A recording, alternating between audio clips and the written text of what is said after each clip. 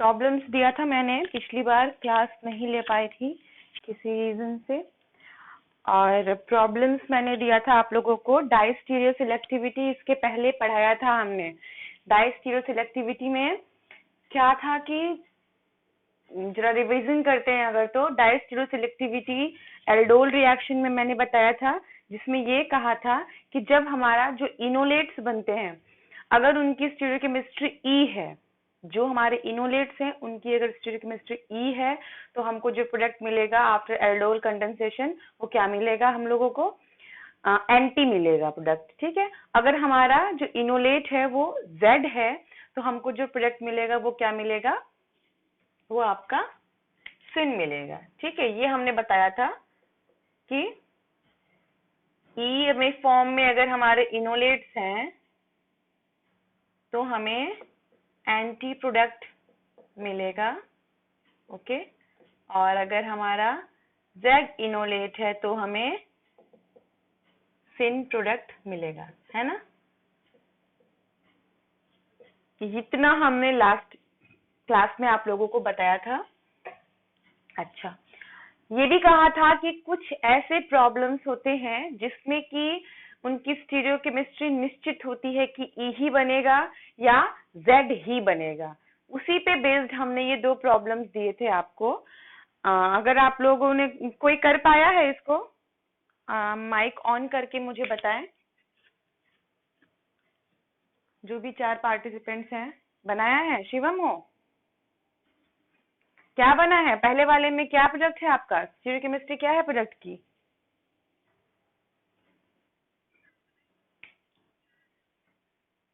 अच्छा, और दूसरे वाले में?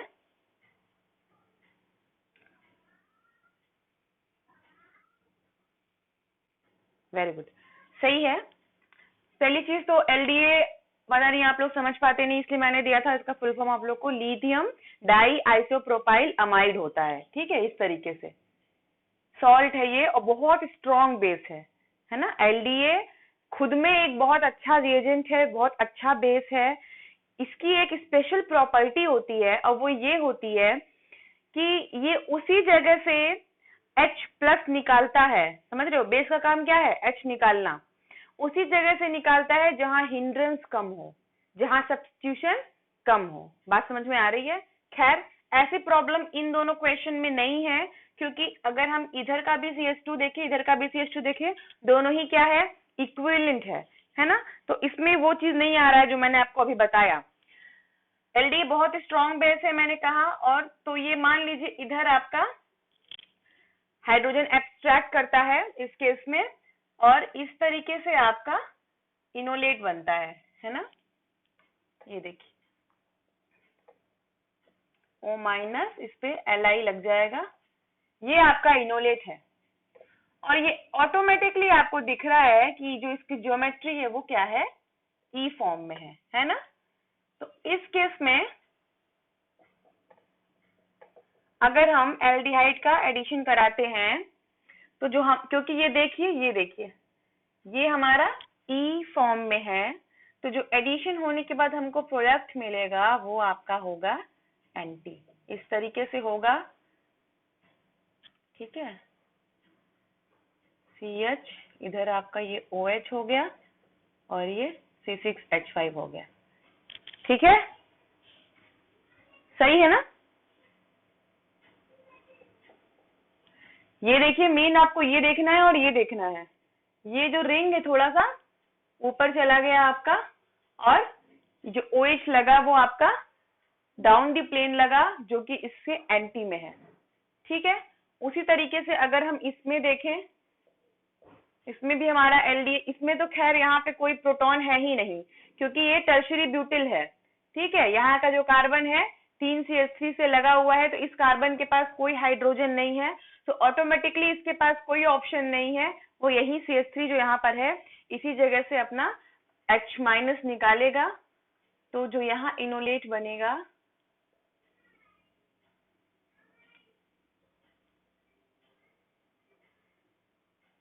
क्वेश्चन यही था नहीं, यहाँ पे एक और था, ऐसे ये था आपका। ठीक है, तो इस केस में क्योंकि यहाँ बहुत हिंड्रेंस भी है, तो क्या फेवर होगा आपका इसमें? Z इनोलेट ही फेवर करेगा। और फिर इस केस में अगर हम लेते हैं C6H5 C double bond OH, इसका एल्डोल कंडेंसेशन होगा, और हमारा ये हुआ OH, ये CH3, ये OH और ये C6H5। तो यहाँ हमको जो प्रोडक्ट मिल रहा है वो क्या है? वो आपका सेम प्रोडक्ट है। तो जिन जिन का ये आंसर आया है बहुत अच्छी बात है, उनको समझ में आ गया है। क्योंकि देखिए नॉर्मली E और Z तो क्या कर रहा है समझ में आ रहा है, लेकिन अगर कभी कोई हार्ड प्रॉब्लम भी आपका आता है कंपटीशन में, तो वो कुछ इसी तरीके के आते हैं जिसमें कि आपका स्ट्रक्चर ऐसा होता है कि कोई एक ही इनोलेट का बनना पॉसिबल हो। अब जो हम LDA के बारे में बता ही रहे थे, तो थोड़ा सा और बता देते हैं। हेलो,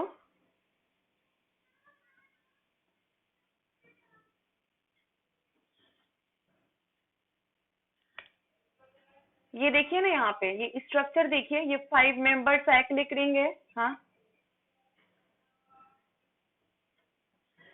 इसमें तो E डिसाइड ही नहीं करना है, इसमें ऑटोमेटिकली E ही बन रहा है। देखिए ना, इसमें ऑटोमेटिकली E ही बन रहा है। ऐसे इनोलेट को हम E बोलते हैं और ऐसे इनोलेट को हम Z बोलते हैं। बात समझ में आ रही है? समझ में आ रहा है? हम लोग ई इनोलेट किसको कहते हैं? हम लोग ये चीज देख रहे हैं। अगर ये ट्रांस तरीके से है तो उसको हम ई इनोलेट कहते हैं।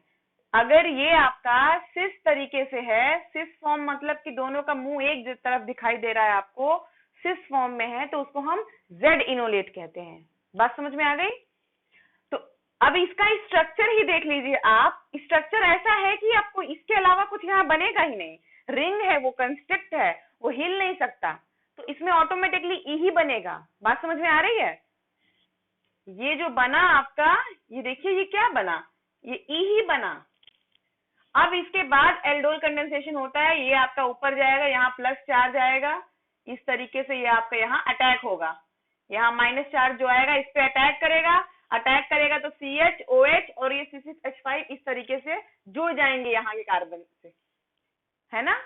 और हमको क्या करना होता है, हमको OH और यहाँ जो बगल वाला जो CH जिसपे OH लगा है और जो उसके बगल वाला आपका जहाँ जुड़ा है, उन्हीं दोनों की हमको स्टीरियोकेमिस्ट्री देखनी होती है।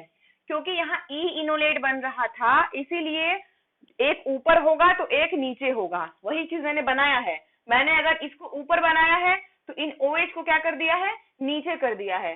अगर इस बॉन्ड को हम नीचे बनाए होते इस तरीके से, तो ये वाला क्या हो जाता, ऊपर बन जाता। इसका मतलब कहने का कि ये एडिशन जो हो रहा है वो क्या हो रहा है, एंटी हो रहा है। एंटी एडिशन में क्या होता है, एक बॉन्ड ऊपर की ओर होती है और एक बॉन्ड नीचे की ओर होती है। एंटी एडिशन कब होता है, तब होता है जब हमारा जो इनोलेट है उसकी ज्योमेट्री आपकी ई है। अब समझ में आया? हेलो, तो ये चीज क्लियर हो गया। अब यहाँ पे भी आप देख लीजिए, यहाँ जो मैंने बताया आपको, यहाँ देखिए ये वाला जो पार्ट है काफी हिंडर्ड है, तो इसको ये जो बॉन्ड है इधर आने में मुश्किल है इसको, क्योंकि यहाँ हिंड्रेंस है। समझ में आ रहा है? तो ये जो टर्शियरी ब्यूटिल है इससे दूर चला जाएगा, वो इधर ना रह के ये ऐसे चला जाएगा, ये देखिए। और जब ये ऐसे घूम जाएगा तो ये जो बना आपका क्या बना, ये जेड इनोलेट बना, क्योंकि O माइनस और जो डबल बॉन्ड पे सब्स्टिट्यूएंट है वो दोनों एक ही तरफ फेस किए हुए हैं, इसीलिए ये जेड इनोलेट इसमें पॉसिबिलिटी होगी जेड इनोलेट की। ई की पॉसिबिलिटी नहीं होगी, क्योंकि ई बनेगा तो ये आपका हिंड्रेंस कॉज करेगा। बात समझ में आ रही है? जेड जब बन रहा है तो वो टर्शियरी ब्यूटिल से दूर हो जा रहा है, इसीलिए इसकी ज्योमेट्री ऐसी है कि जेड इनोलेट बनने पे ही आपका मजबूर हो रहा है। ये जेड इनोलेट बन गया। जब जेड इनोलेट बन गया, ये चार्ज वापस आएगा, यहाँ नेगेटिव चार्ज बनेगा और इस जगह पे या ये वाला कार्बन आके जुड़ जाएगा। देखिए जुड़ गया। अब फिर हमको यही चीज देखना है। देखिए ये जो सब्स्टिट्यूएंट था ये अबव द प्लेन है, तो हमारा OH भी क्या है, अबव द प्लेन है। या फिर अगर इसको ऐसे भी बना सकते हैं कि हमारा ये सब्स्टिट्यूएंट डाउन द प्लेन है, तो OH भी क्या होगा, डाउन द प्लेन होगा। कहने का मतलब या तो ये बनाओ या तो ये बनाओ, लेकिन एडिशन जो होगा वो सिन एडिशन होगा। बात समझ में आ रही है? ठीक है, अब इसको तब हम हटा रहे हैं यहां से। मैं आपको एलडीए के बारे में थोड़ा सा जानकारी दे रही थी।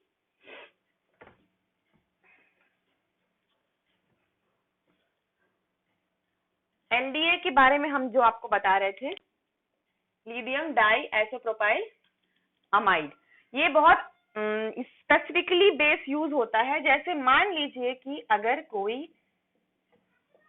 ये देखिए इसमें हाइड्रोजन एक्सट्रैक्ट करने के लिए दो जगह है, यहाँ पे भी दो हाइड्रोजन है और यहाँ पे क्या है, एक हाइड्रोजन है ना। ये इस तरीके से जाएगा, Li प्लस यहाँ लगेगा और यहाँ क्या हाइड्रोजन, या फिर यहाँ का हाइड्रोजन एब्स्ट्रैक्ट होगा। अब जरा मेरी बात पे ध्यान दीजिए, जो मैंने आपसे बोला है, एलडीए जो है वो बहुत स्ट्रॉन्ग बेस है, और एलडीए क्योंकि खुद में हिंडर्ड होता है, उसका स्ट्रक्चर मैंने बताया, लिथियम डाई आइसोप्रोपाइल, मतलब कि जो अमाइड होता है N माइनस होता है, उससे दो आइसोप्रोपाइल ग्रुप लगे होंगे, ठीक है, और लिथियम का सॉल्ट मिलके है, तो काफी हिंडर्ड है उसका स्ट्रक्चर। इसीलिए ये वही का हाइड्रोजन एक्सट्रैक्ट करता है जहां हिंड्रेंस कम हो। ये बहुत इंपॉर्टेंट चीज है। तो अगर हम एलडीए यूज करते हैं इसके लिए, तो जो इनोलेट बनेगा वो ऐसे बनेगा। बात समझ में आ रही है? इसके बदले अगर हम ट्राई इथाइल अमीन यूज किए, या KOH यूज किए, या फिर ETO minus ethoxide ion use किए, इस टाइप का कोई भी बेस अगर यूज करते हैं, तो जस्ट उल्टा काम हो जाएगा। इसमें आपका ये देखिए, तो इसीलिए हम आपको एलडीए की स्पेशलिटी बता रहे थे कि ऐसे कुछ रिएक्शंस होते हैं। मान लीजिए आपको एल्डोल कंडेंसेशन रिएक्शन ही करने को दे दिया, ठीक है, ऐसा सबस्ट्रेट दे दिया आपको और एलडीए दे दिया और C6H5 मतलब कोई एल्डिहाइड दे दिया, ठीक है, तो अब आपको सोचना पड़ेगा, ये CO पे ये वाला भी अनायन अटैक कर सकता है, ये वाला अनायन भी अटैक कर सकता है, लेकिन जब हम एलडीए यूज करेंगे तो जो प्रोडक्ट बनेगा वो कुछ ऐसा बनेगा, ठीक है। ये देखिए, हम एलडीए यूज करेंगे तो हमारा प्रोडक्ट ऐसा बनेगा, और अगर हम वही ट्राई इथाइल अमीन या फिर पोटेशियम हाइड्रोक्साइड या फिर इथोक्साइड कोई दूसरा बेस यूज करते हैं, तो जो हमारा प्रोडक्ट बनेगा वो इस तरीके से बन रहा है। मेरी बात समझ में आ रही है आप लोगों को? जो हम कहना चाह रहे हैं, एलडीए की स्पेशलिटी है ये कि वो जब भी कहीं दो पोजीशन मिल रहा है, दोनों पोजीशन अगर डिफरेंट है, तो वो उसी पोजीशन पे अटैक करता है जहां पे हिंड्रेंस कम है, बिकॉज एलडीए खुद में ही बहुत ज्यादा हिंडर्ड होता है। तो ये बात एलडीए के बारे में बतानी थी, जो कि बहुत स्पेशल होता है। एक और चीज, ऐसा क्यों होता है, जो एलडीए है ना वो आपका काइनेटिकली कंट्रोल होता है, इसमें स्टेबिलिटी मैटर नहीं करता, ठीक है। दो चीजें होती है ना, एक होता है काइनेटिकली कितना स्टेबल है कोई रिएक्शन, एक होता है थर्मोडायनेमिकली कितना स्टेबल है कोई रिएक्शन। थर्मोडायनेमिकली स्टेबिलिटी में हम क्या देखते हैं, हम आपका स्टेबिलिटी देखते हैं कि स्टेबिलिटी मैटर करता है, और काइनेटिक्स में क्या होता है, आपका स्टेरिक हिंड्रेंस मैटर करता है। तो जैसे अगर हम जब ट्राई इथाइल अमीन दूसरा कोई बेस यूज कर रहे हैं तो वो आपका थर्मोडायनेमिकली कंट्रोल होता है, और अगर एलडीए जब यूज कर रहे हैं तो ये आपका रिएक्शन जो होता है वो काइनेटिकली कंट्रोल होता है, ठीक है। और भी प्रॉब्लम्स हमने, क्योंकि देखिए हम आपको जब से लेक्चर दे रहे हैं, पढ़ा रहे हैं, कोर्स तो पूरा ही है, तो हम आपको स्टीरियोकेमिकली बेस्ड प्रॉब्लम्स सॉल्व करवा रहे हैं और उसी के बेस्ड लेक्चर भी दे रहे हैं कि कहाँ कहाँ कैसे कैसे प्रॉब्लम्स होते हैं जहां आप स्टीरियोकेमिस्ट्री को अप्लाई कर सकते हो, जिसके हिसाब से हमारे प्रोडक्ट्स बनते हैं। इसके बाद जो मैंने कुछ प्रॉब्लम्स दिए थे वो आपके एलिमिनेशन बेस्ड थे। एलिमिनेशन भी आप लोगों ने पढ़ चुके हैं आप लोग।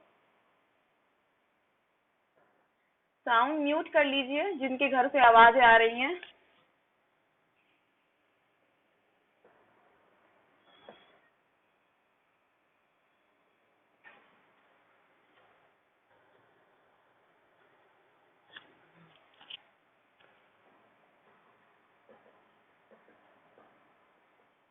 ये सब प्रॉब्लम्स थे, ये सब भी लगे हैं कि नहीं किसी से?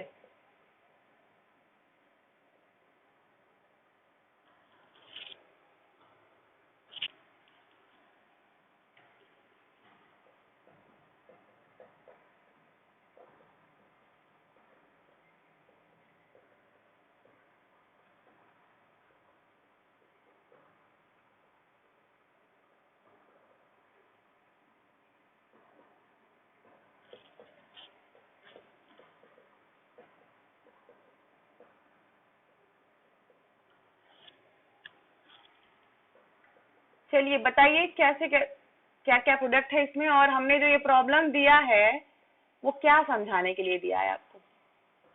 देखिए, हमेशा से जब भी कोई रिएक्शन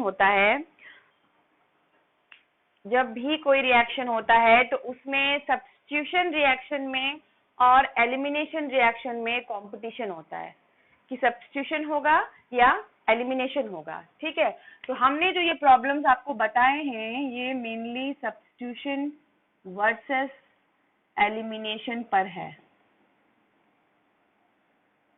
ठीक है, ये जो प्रॉब्लम्स दिए गए हैं ये सब के सब आपके सब्स्टिट्यूशन वर्सेस एलिमिनेशन पर है। तो बताइए, पहले आप लोग बताइए, फिर हम एक्सप्लेन तो करेंगे ही आप लोगों को क्या बनाया है प्रोडक्ट, इसमें क्या बनाया है, इसमें क्या बनाया है। ये 3 प्रॉब्लम्स पहले बताइए, फिर बाकी के 3 डिस्कस करेंगे।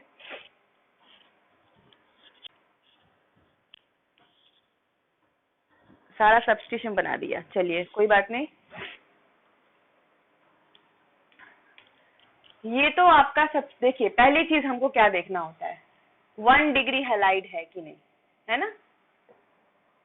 ठीक है, पहली चीज तो ये जान के रखिए आप कि जब भी रिएक्शन सब्स्टिट्यूशन के साथ होता है तो उसमें एलिमिनेशन होने की भी पॉसिबिलिटी होती है, और जब भी कोई हम एलिमिनेशन रिएक्शन कर रहे हैं तो भी उसमें सब्स्टिट्यूशन रिएक्शन की पॉसिबिलिटी होती है, कुछ परसेंटेज बनता है। अब हमको ये देखना होता है कि किसमें मेजर बन रहा है और कितना क्या माइनर बन रहा है, कहाँ 100% केवल सब्स्टिट्यूशन हो रहा है या 100% केवल एलिमिनेशन हो रहा है। ठीक है, तो पहली चीज जो बताना है वो ये है कि अगर आपका 1 डिग्री हैलाइड है, अगर 1 डिग्री हैलाइड, तो देखो 1 डिग्री में SN1 की तो पॉसिबिलिटी नहीं है ना।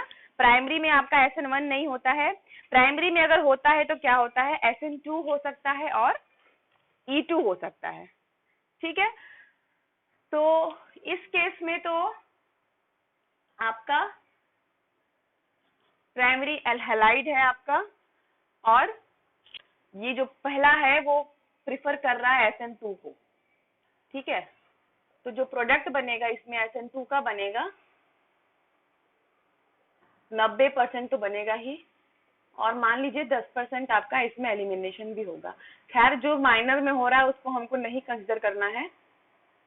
ठीक है, तो मेन इसमें क्या हो रहा है, प्राइमरी है, और इसमें हो क्या रहा है, मेनली जो हो रहा है वो क्या है, SN2 रिएक्शन हो रहा है। ठीक है, दूसरा केस देखा जाए, सेकेंड वाला देखा जाए, सेकेंड वाला भी आपका प्राइमरी हैलाइड है ना, और टर्शियरी बुटेक्साइड जो आपका है वो क्या है, बेस यूज हो रहा है। तो देखिए SN2 रिएक्शन के लिए तो हम लोग ये देखते हैं कि हमारा जो रिएक्टेंट है वो प्राइमरी होना चाहिए, लेकिन हमारा ना बेस हिंडर्ड होना चाहिए ना हमारा रिएक्टेंट हिंडर्ड होना चाहिए।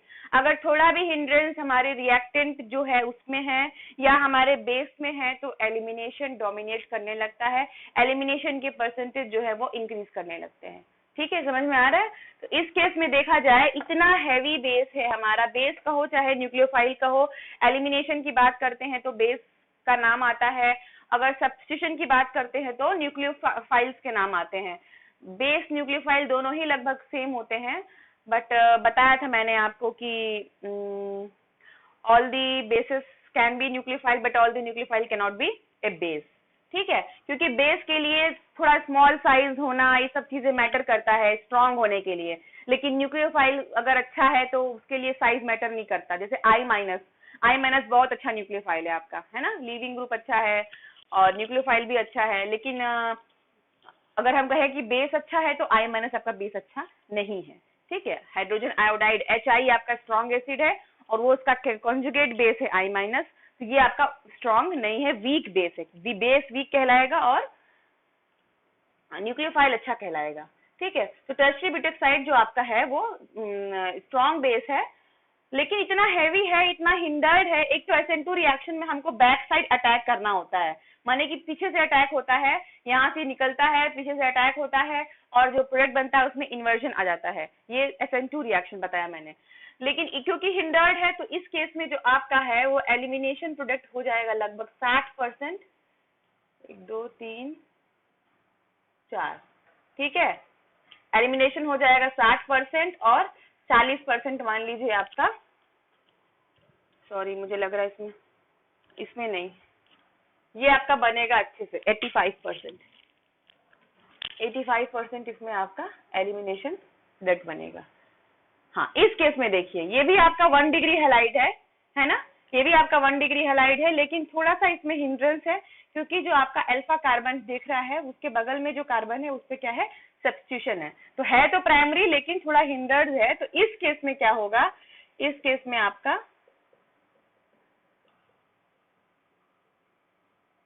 40% सब्स्टिट्यूशन होगा और 60% एलिमिनेशन हो जाएगा। 1 2 3 4, 1 2 3 4, ठीक है।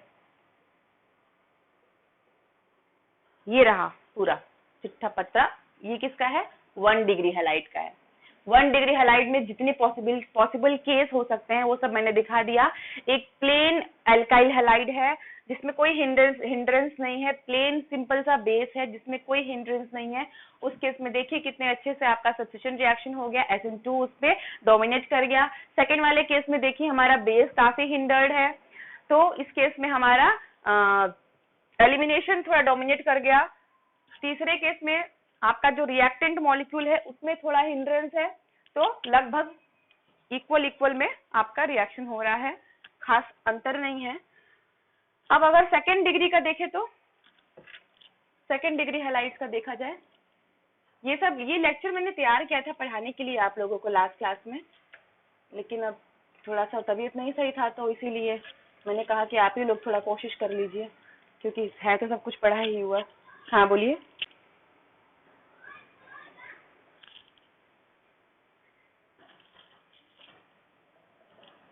कौन से प्रॉब्लम की बात कर रहे हो?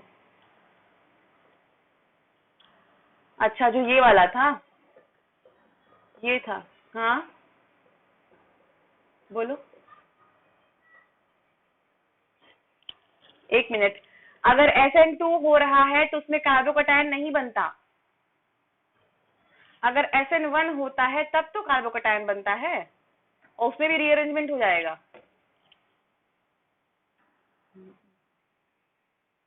हाँ, तो मैं समझ गई आपकी बात। अगर ये SN1 से जा रहा है तो ऐसा हो सकता है, तो ठीक है, हो सकता है ये भी बन रहा हो, उसमें मिक्सचर ऑफ प्रोडक्ट बन जाएंगे, इस तरीके से हो जाएगा। और क्या, CH2 CH3 ये बन जाएगा अगर SN1 होगा तो। SN2 होगा तो आपका, तो ये ज्यादा, ये बहुत इफिशिएंट स्ट्रक्चर नहीं है आपका। ये देखिए SN2 होगा तो ये हो जाएगा, एलिमिनेशन होगा तो आपका वो हो जाएगा, तभी तो मैंने इसमें परसेंटेज वैरी कर दिया था ना। ठीक है, तो थोड़े थोड़े परसेंट से सब बन जाएंगे। डिटरमाइन क्या करना है इसमें आपको, देखिए आपको तो मेन यही देखना है कि जो मेजर बन रहा है, जो डोमिनेट कर रहा है, हमको उससे मतलब है।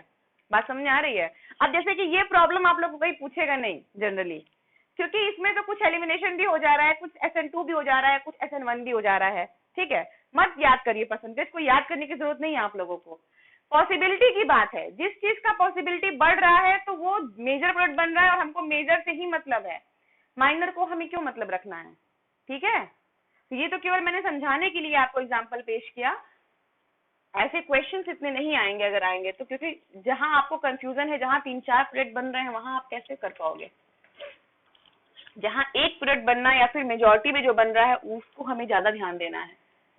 देखिए एक प्रॉब्लम ये है, पता नहीं है मैंने दिया था कि नहीं, CH3 CH2 माइनस है ना, ये इथाइल है, इथोक्साइड है ये, तो उसी का सॉल्वेंट भी यूज कर लिया हमने। और एक इसी तरीके से है, देखिए अभी हमने प्राइमरी हैलाइड की बात की थी, अब हम लोग जो बात कर रहे हैं वो किसकी है, ये है सेकेंडरी हैलाइड की, ठीक है।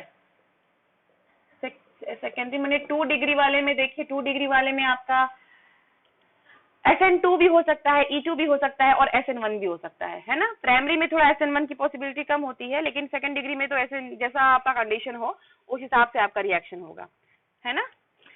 अब ये दोनों देख लीजिए, इन दोनों में क्या अंतर दिख रहा है आपको। पहला वाला देखिए सेकंड डिग्री अल्काइल हैलाइड है, दूसरा भी वही रिएक्टेंट है। 10 मिनट में टाइम खत्म हो जाएगा, हम पहले ही बता दे रहे हैं। कितना बहुत सारे प्रैक्टिस कराने थे, लेकिन 2-3 में ही चीजें खत्म हो जाती हैं। चलिए जल्दी जल्दी हम ही बोल देते हैं।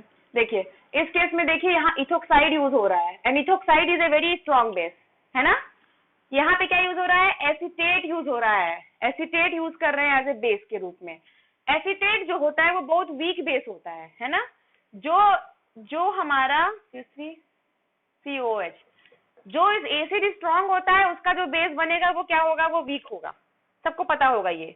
Strong base gives, sorry strong acid gives weak conjugate base. तो CH3COH स्ट्रॉन्ग एसिड है, इसका मतलब CH3COO- हमारा क्या है, वीक बेस है। ये हमारा वीक बेस है, तो इस केस में आपको पूरा का पूरा क्या मिलेगा, सब्स्टिट्यूएशन मिलेगा, OCO-CH3, ठीक है।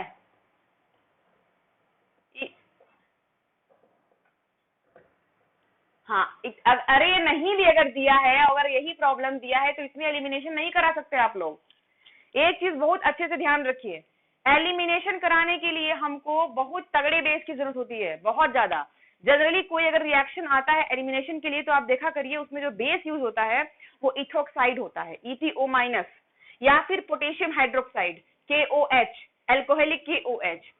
कोई भी अगर रिएक्शन या एग्जांपल्स अगर आप देखेंगे एलिमिनेशन का, ज्यादातर उसमें इथोक्साइड यूज किया रहता है, या फिर आपका पोटेशियम हाइड्रोक्साइड जो कि बहुत स्ट्रॉन्ग बेस है। इस केस में देखिए एसीटेट यूज हो रहा है, यहाँ एलिमिनेशन होगा ही नहीं, 100% सब्स्टिट्यूशन रिएक्शन होगा। बात समझ में आ रही है, इसीलिए एग्जांपल दिया मैंने। Acetate is a very weak base, इस केस में सब्स्टिट्यूशन होगा ही नहीं। वही अगर ये देखिए जो दूसरा एग्जांपल लिखे हैं, इस केस में आपका 3-4, इस केस में आपका एलिमिनेशन हो रहा है ना। इस केस में आपका एलिमिनेशन हो रहा है, लेकिन थोड़ा पॉसिबिलिटी सब्स्टिट्यूशन का भी है, फिर भी आपका एलिमिनेशन इसमें मतलब ज्यादा परसेंटेज का बनेगा। मान लीजिए इसका 80 बनता है तो दूसरे वाले का 20 बनेगा। एक और चीज याद रखने वाली है, एलिमिनेशन जब भी होता है ना तो एक तो स्ट्रॉन्ग बेस रहता है, कभी कभी देखा करिए कि वहां पे हीट भी दे देते हैं। अगर आप हीट दे देंगे ना तो वो पूरा का पूरा एलिमिनेशन चला जाएगा, उस जगह पे सब्स्टिट्यूशन के चांसेस एकदम कम हो जाएंगे। जैसे मान लीजिए कि हमको किसी रिएक्शन से रिएक्शन कराना है और हमको एलिमिनेशन का ही चाहिए प्रोडक्ट, हम नहीं चाहते कोई सब्स्टिट्यूशन आए, कितना ही स्ट्रॉन्ग बेस यूज कर रहे हैं, मान लीजिए 8%, 9% या 10% सब्स्टिट्यूशन उसमें हो रहा है, हम उसको हीट दे दे रहे हैं। फिर अगर हीट दे दोगे तो वो पक्का है कि अब आप भैया आपका वो तुरंत उसको और फिजिबल कर देता है, एज ए कैटलिस्ट काम करता है टेम्परेचर, ठीक है। तो ये 2 एग्जांपल हमने इसीलिए दिया आपको समझने के लिए कि कितना वीक बेस है एसीटेट। एसीटेट यूज करने पे हमारा पूरा का पूरा रिएक्शन सब्स्टिट्यूशन के लिए चला जा रहा है। एक और चीज बता दें हम लोग, ज्यादातर जो कंपटीशन होता है इस रिएक्शन में वो SN2 और E2 में होता है, क्योंकि SN2 के लिए भी हमको स्ट्रॉन्ग न्यूक्लियोफाइल चाहिए। स्ट्रॉन्ग न्यूक्लियोफाइल बिना मतलब उसको क्या कहते हैं, एप्रोटिक, जिसमें कि H ना हो, एप्रोटिक। और जो SN1 रिएक्शन होती है आपकी, जनरली वो सॉल्वेंट जिसमें वाटर माने कि प्रोटिक सॉल्वेंट जो होता है जिसमें हाइड्रोजन डोनर प्रेजेंट होते हैं, वैसे सॉल्वेंट आपके, वैसे न्यूक्लियोफाइल आपके SN1 को प्रीफर कराते हैं।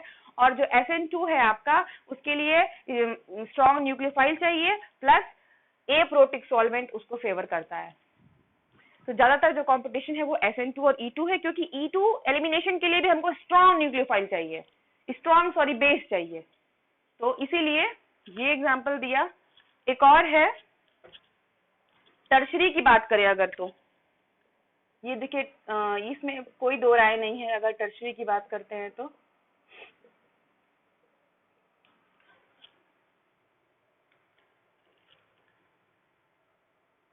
इसमें अगर हम, इसमें देखिए SN2 तो बिल्कुल नहीं होगा, है ना।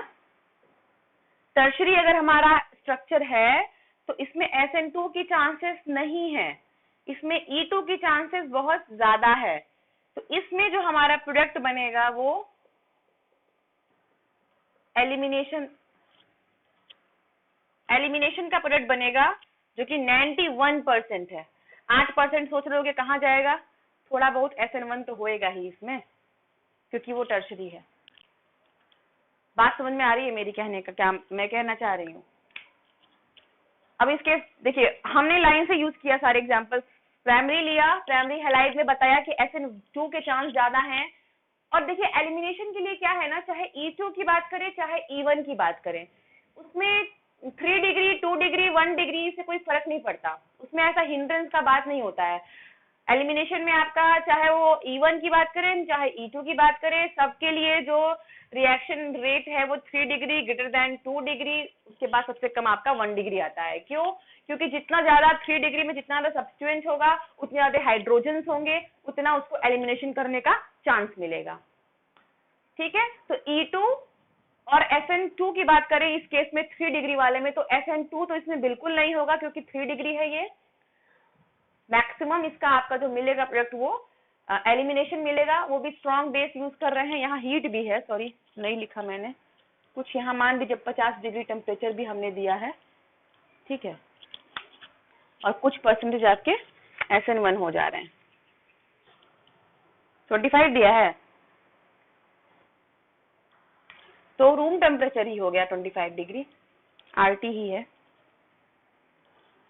ठीक है, समझ में आ गया ये आप लोगों को थोड़ा, क्योंकि कुछ प्रॉब्लम्स होते हैं जहां पे सब्स्टिट्यूशन वर्सेस एलिमिनेशन में आपको देखना पड़ता है कि क्या ज्यादा फेवर कर रहा है। तो एलिमिनेशन की बात करें तो वहां KOH होगा, वहां हीट होगा, वहां पे स्ट्रॉन्ग बेस होगा, और आपका रिएक्टेंट भी देख लीजिएगा किस तरीके से प्रेजेंट है।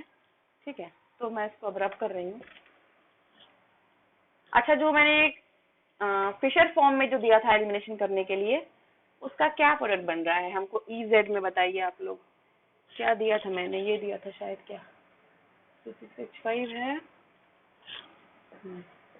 ये दिया था, ये वाला क्या बना है, इसका प्रोडक्ट क्या बन रहा है, इसका Z आ रहा है। ये तो पता है ना कि जो E2 एलिमिनेशन होता है वो एंटी होता है, E2 एलिमिनेशन एंटी होता है, ये मालूम है ना। एंटी मतलब कि जो निकलने वाला H है, जो निकलने वाला Br है, वो दोनों एक दूसरे के ट्रांस पोजीशन पे होने चाहिए।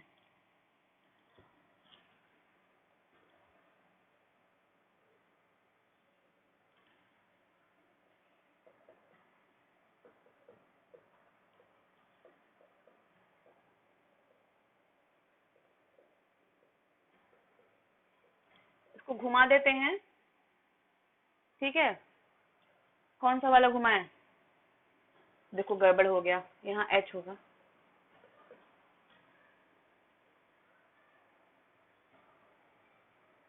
अगर इसको हम इस तरीके से बनाए तो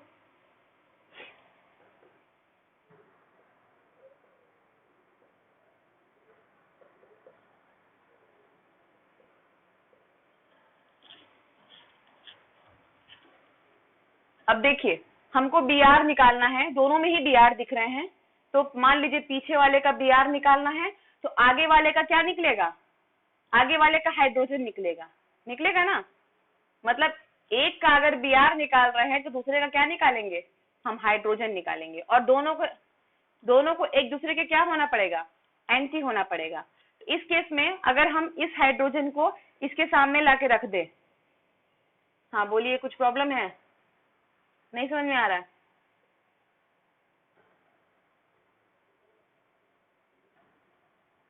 ये H इधर जाएगा, ये Br यहाँ आएगा, और ये C6H5 कहाँ चला जाएगा, इधर चल जाएगा। और कोई पॉसिबिलिटी में बन रहा है इसका, और कोई पॉसिबिलिटी है, क्योंकि देखिए हमको जो देखना है, जो प्रोडक्ट बन रहा है वो स्टेबल होना चाहिए। स्टेबल होना चाहिए मतलब कि ऐसा होना चाहिए कि कोई उसमें हिंड्रेंस ना हो ज्यादा। एक हम इस H को, क्योंकि देखिए जो निकलने वाला है वो एक ही हाइड्रोजन है, ऐसा नहीं है कि हमको 2 हाइड्रोजन मिला हुआ है है ना। ये H निकलेगा और वो अगर यहाँ शिफ्ट किए हम लोग इस तरीके से, तो यही आपका एक पॉसिबिलिटी हो रही है स्ट्रक्चर का बनने का, और ये गॉश फॉर्म में है ना, ये सब के सब गॉश फॉर्म में है।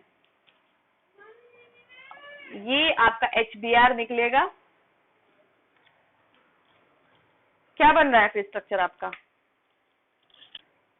हमें लग रहा है कि Z आ रहा है आंसर।